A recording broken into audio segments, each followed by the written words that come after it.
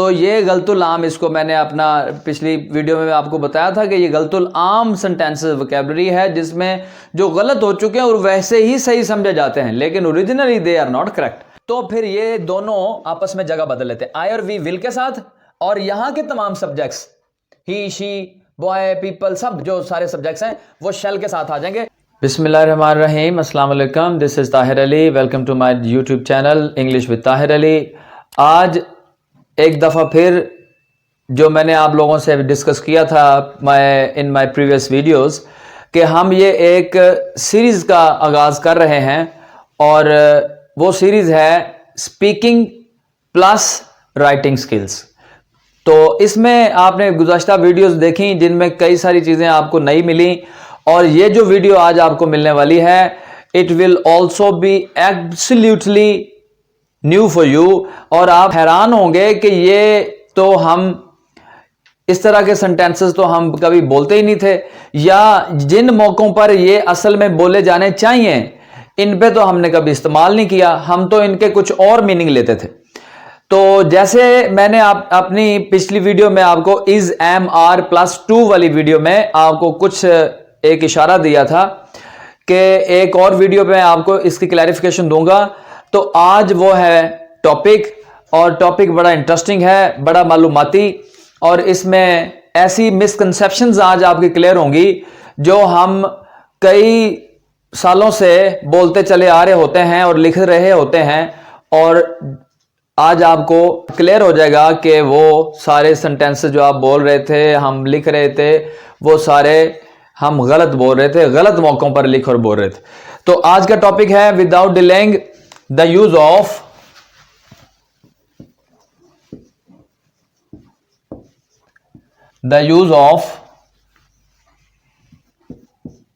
Has, have, had, will have and shall have। ये हमने पिछली वीडियो में सीखा था कि जब ये हम हेल्पिंग वर्ब्स इस्तेमाल करते हैं तो हमारा किसी चीज के ऊपर पोजेशन का इजहार होता है, किसी चीज के ऊपर मलकियत के लिए हम ये सेंटेंस बोलते हैं, मलकियत का इजहार करने के लिए। लेकिन अगर आप इन वर्ड्स के साथ, इन हेल्पिंग वर्ब्स के साथ अगर आप ऐड कर दें टू, जैसे आपने इज, एम, आर के साथ टू का एडिशन किया तो उसके मीनिंग टोटली बदल गए, और वो जो सेंटेंसेस आपको मैंने बताए शायद आपको वो सेंटेंसेस पहले नहीं पता थे। तो इसी तरह से ये जो आज आप सीखेंगे ये भी आपके लिए sentences, most of the students among you will see these kind of sentences for the first time in their life। तो आप देखें कि जब इनके साथ लगता है टू, तो मैंने आपको बता रखा है कि टू के साथ हमेशा आती है वर्ब की फर्स्ट फॉर्म। तो जब आप लिखते हैं ये combination has, have, had, will have, shall have के साथ टू और वर्ब की फर्स्ट फॉर्म, ये कॉम्बिनेशन लिखते हैं तो मीनिंग जो हैं वो बहुत मुख्तलिफ हो जाते हैं, बहुत मुख्तलिफ इन उर्दू सेंटेंसेस। उर्दू में मीनिंग होता है, सेंटेंस जो होते हैं उनका क्लोजिंग, उर्दू सेंटेंस का क्लोजिंग होता है पढ़ता है, पढ़ती है और पढ़ते हैं। यानी उर्दू सेंटेंसेस के एंड पर ये वर्ड्स आएंगे जिससे जाहिर होगा कि जो काम हो रहा है इन द सेंटेंस, जो काम वर्ब हो रहा है वो खुशी से नहीं किया जा रहा है, जो भी कर रहा है वो पीछे सब्जेक्ट कोई भी हो सकता है, नाउन हो सकता है, प्रोनाउन हो सकता है, वो कुछ भी हो, कॉमन नाउन हो, प्रॉपर नाउन हो, जो पिछला सब्जेक्ट काम कर रहा है वो मजबूरी से काम कर रहा है। ये आपने एक चीज मद्देनजर रखनी है कि ये सारे जो हेल्पिंग वर्ब्स हैं इनका जब इस्तेमाल होता है इनके साथ, इन दो चीजों के साथ, टू और वर्ब की फर्स्ट फॉर्म के साथ, तो सेंटेंस के अंदर मजबूरी वाज़े हो जाती है। तो जब नंबर 2 आ जाए हैड, जब हैड के साथ टू वर्ब 1 आएगा तो उसकी क्लोजिंग क्या होगी उर्दू में?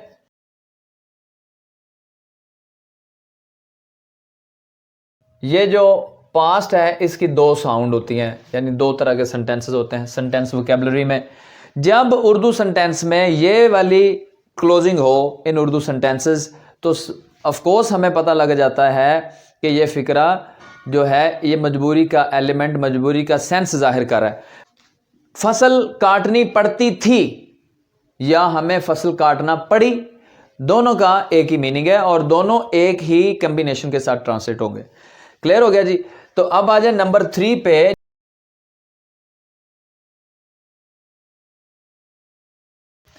ये उर्दू आइडेंटिफिकेशन होगी फ्यूचर में अगर मजबूरी के सेंस वाले सेंटेंस होंगे तो।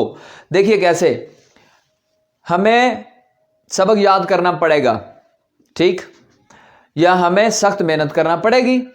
क्लियर। तो ये हो गया जी identification Urdu. When you use has, have, had, will have, shall have with the combination of to plus verb first, तो उर्दू आइडेंटिफिकेशन हो जाती इस तरह की। क्लियर हो गया जी। अब आपने ये मेरी पिछली वीडियो में जान रखा है कि हैज जो है ये सिंगुलर सब्जेक्ट के साथ आएगा, तो इनके साथ जब सिंगुलर होगा नाउन या सब्जेक्ट तो हैज आएगा, जब वो प्लूरल होगा जैसे I have, you have, they have, we have, boys have, girls have, women have and men have, तो आप ये हैव यूज करेंगे।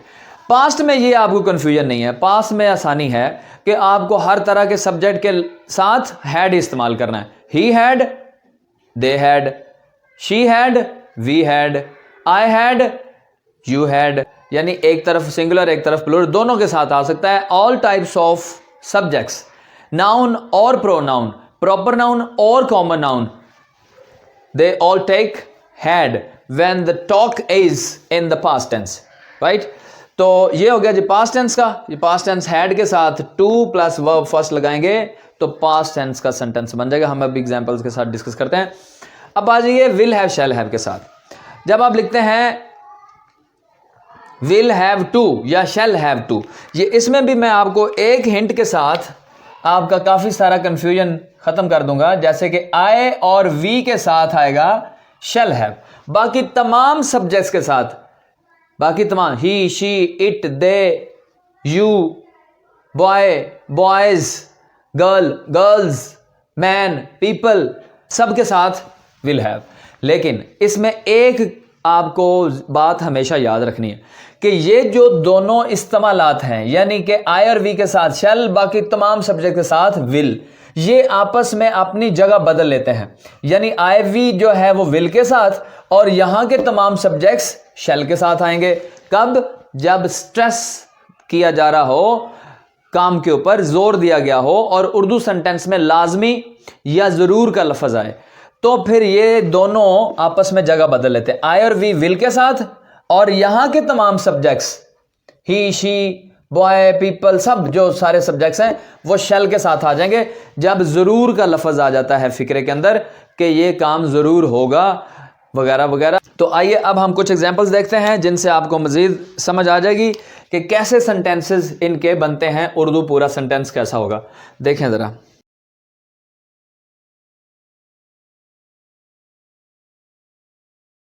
सबसे पहले आप लिखेंगे उसे का सब्जेक्ट का ट्रांसलेशन, जैसे कि वो है ही या शी, क्योंकि उसे के साथ पता नहीं चलता जेंडर का।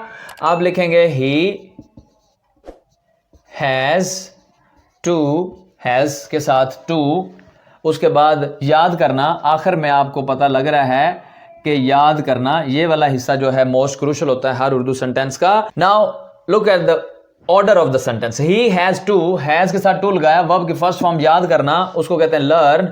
तो आपने लिखा ही हैज टू लर्न, क्या याद करना? ऑब्जेक्ट। लर्न, ऑब्जेक्ट क्या क्या याद करना पड़ता है उसको? नज़म। तो ये ऑब्जेक्ट है। Learn the poem by heart, जुबानी, ये उसका एडिशनल जिसको हम कहते हैं वर्ब का डिस्क्रिप्शन है, एडवर्ब। क्लियर?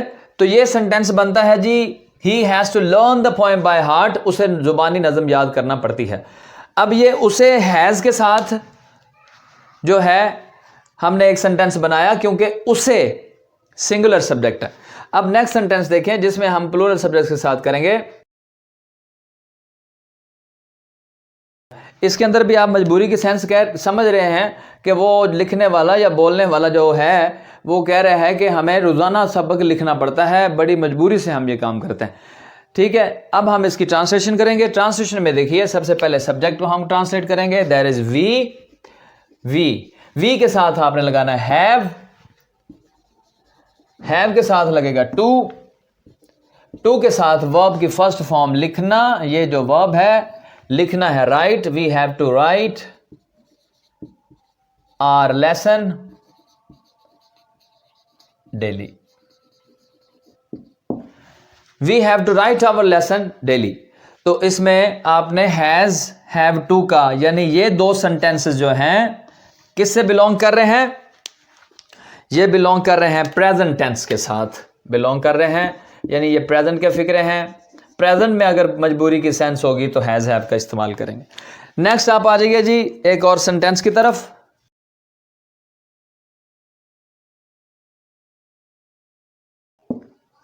तो इन दोनों को क्यों पढ़ी जो है वो भी पास्ट का आइडेंटिफिकेशन है, पढ़ती थी तो थी की वजह से तो अंडरस्टूड पास्ट का है।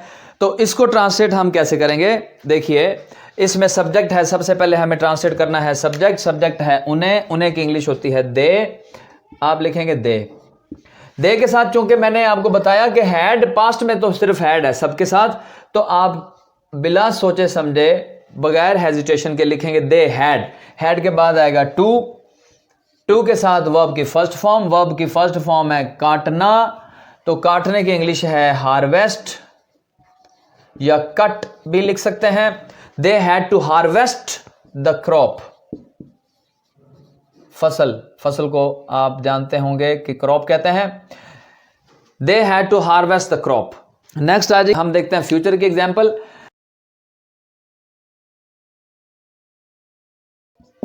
यानी वो खुद विलिंग नहीं है इम्तिहान देने के लिए, अनविलिंगली वो उसको करना पड़ेगा। अब देखिए इसकी ट्रांसलेशन, सबसे पहले सब्जेक्ट है उसे की ट्रांसलेशन है आप जानते हैं ही और she will have to, she will have के साथ टू आया, टू के साथ अब हमने फर्स्ट फॉर्म लगानी है, फर्स्ट फॉर्म है इम्तिहान देना। तो इम्तिहान देना और इम्तिहान लेना के लिए, इन दो वर्ड्स के लिए, इम्तिहान देना और इम्तिहान लेना के लिए गिव एंड टेक के मीनिंग उलट जाते हैं, यह आपने याद रखना है। शी विल हैव टू आप इसलिए लिखेंगे take exams, she will have to take exams. Okay, अब आप आ जाइए नेक्स्ट एग्जाम्पल की तरफ, जो कि हम शैल हैव की करेंगे। ठीक है जी, मुझे मेहनत करना पड़ेगी। वो बंदा जो है वो उसकी जो स्पीकर है वो लग रहा है कि वो मेहनती नहीं है, थोड़ा सा ही शिक वर्क, तो इसलिए वो कह रहा है मुझे मेहनत करना पड़ेगी। He is not willing to work hard, that's why वो कह रहा है मुझे बड़ी मजबूरी बता रहा है अपनी। अब देखिए सबसे पहले हमें क्या करना है, सब्जेक्ट लिखना है। सब्जेक्ट है आई के साथ आएगा शैल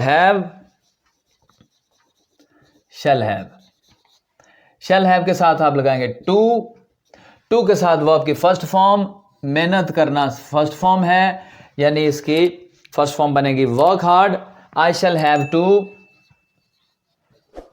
वर्क हार्ड, तो ये हो जाएगा मजबूरी का sense. I shall have to work hard, मुझे सख्त मेहनत करना पड़ेगी। अंडरस्टैंड? तो डियर फ्रेंड्स एंड स्टूडेंट्स, आपने देखा कि has, have, had, will have, shall have जो कि पोजेशन वाले हेल्पिंग वर्ब्स हैं और परफेक्ट टेंसेस का हेल्पिंग वर्ब्स हैं, तीनों परफेक्ट टेंसेस का, ये प्रेजेंट परफेक्ट, ये पास्ट परफेक्ट, ये फ्यूचर परफेक्ट। और ये बगैर वर्ब के आए, परफेक्ट टेंसेस में आए तो थर्ड फॉर्म, बगैर वर्ब के आए तो पोजेशन, और टू के साथ वर्ब की फर्स्ट फॉर्म आए तो ये सारी जनरल वोकेबलरी ऑफ सेंटेंस जो हमारी आम लैंग्वेज में रोज़मर्रा में बोली जाते हैं। ये बहुत सारे सेंटेंसेस बोले जाते हैं और ये क्रॉस किस सेंटेंसेस के साथ होते हैं, जो मैंने आपको ISAMR2 वाली एक्सरसाइज करवाई, पिछली मेरी वीडियो आप देख सकते हैं, उसके साथ ये मीनिंग में मिसअंडरस्टूड किए जाते हैं। तो ये गलतुल आम, इसको मैंने अपना पिछली वीडियो में आपको बताया था कि ये गलतुल आम सेंटेंसेस वोकेबलरी है जिसमें जो गलत हो चुके हैं और वैसे ही सही समझे जाते हैं, लेकिन originally they are not correct. उम्मीद है कि आपको इन सारी एग्जाम्पल से बड़े अच्छे से समझ आएगी होगी। अब दो मेजर चीज़ें जो आमतौर पे मैं आप लोगों को करवाता हूं, वो दो मेजर चीज़ें क्या हैं? नेगेटिव और इंटेरोगेटिव। जब आपके पास सिंपल सेंटेंस तैयार है तो उसके बाद उसको नेगेटिव बनाना कोई मसला नहीं। देखिए, ये भी मैंने आपको बताया था इज एम आर टू वाली एक्सरसाइज में कि टू उधर ही रहता है, सिर्फ आपने हेल्पिंग वर्ब के बाद नॉट लगाना है। इस सेंटेंस में हेल्पिंग वर्ब है हैज के बाद आपने नॉट लगा। He has not to learn the poem by heart, उसे जुबानी सबक नज़म याद नहीं करना पड़ती है, ये सेंटेंस बन गया। इसी तरह से वी हैव के बाद आप नॉट लगाएंगे तो ये सेंटेंस हो जाएगा we have not to write our lesson daily, हमें हमारा रोजाना सबक लिखना नहीं पड़ता है।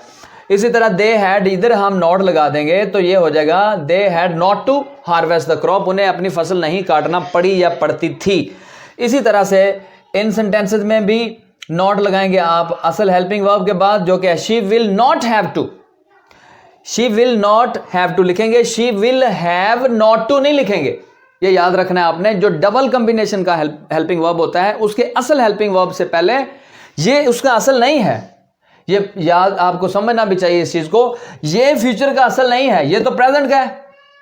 सही है, ये देखें ना, प्रेजेंट का हमने प्रेजेंट में लिखा है, ये प्रेजेंट का है। तो प्रेजेंट के लिए इसलिए ये असल हेल्पिंग वर्ब नहीं, ये तो सिर्फ इसकी मदद कर रहा है। असल हेल्पिंग वर्ब ये है, जो डबल कॉम्बिनेशन हेल्पिंग वर्ब्स का होता है उसके असल हेल्पिंग वर्ब के बाद नॉट लगाना है, राइट। इसी तरह से आप इस शैल के बाद नॉट लगाएंगे तो ये हो जाएगा I shall not have to work hard, मुझे मेहनत नहीं करना पड़ेगी। ये है जी पास्ट का सेंटेंस, पास्ट, और ये दो सेंटेंसेस हैं फ्यूचर के एग्जांपल्स। तो आप इसको अच्छे से रिव्यू भी कर सकते हैं, अच्छे से देख सकते हैं, समझ सकते हैं, और अगर आपको किसी किस्म का कन्फ्यूजन हो तो you can ask me through your comments. अच्छा, अब ये हो गया नेगेटिव। अब किसी सेंटेंस के सिंपल सेंटेंस को इंट्रोगेटिव बनाना हो तो उसका भी आसान और सिंपल हल है कि उसका हेल्पिंग वर्ब उठा के शुरू में ले आएं तो वो उसका इंटेरोगेटिव सेंटेंस हो जाता है। इसका असल हेल्पिंग वर्ब उठाना है, यानी विल हैव शैल हैव का विल और शैल उठाना है, और जो दूसरा हैव है वो अपनी उसी जगह पर बरकरार रहेगा और टू भी अपनी जगह पर बरकरार रहेगा। तो dear friends and students, hopefully you have understood a lot of new things, a lot of correct sentence vocabulary. Now you will speak correctly and write correctly in your future life. तो उम्मीद है कि आपको अच्छे से समझ आई होगी, मज़ा आया होगा, और अगर किसी किस्म की कन्फ्यूजन हो you can ask me through your comments and I will be soon before you with a very good new and amazing video. तब तक के लिए अल्लाह हाफिज़।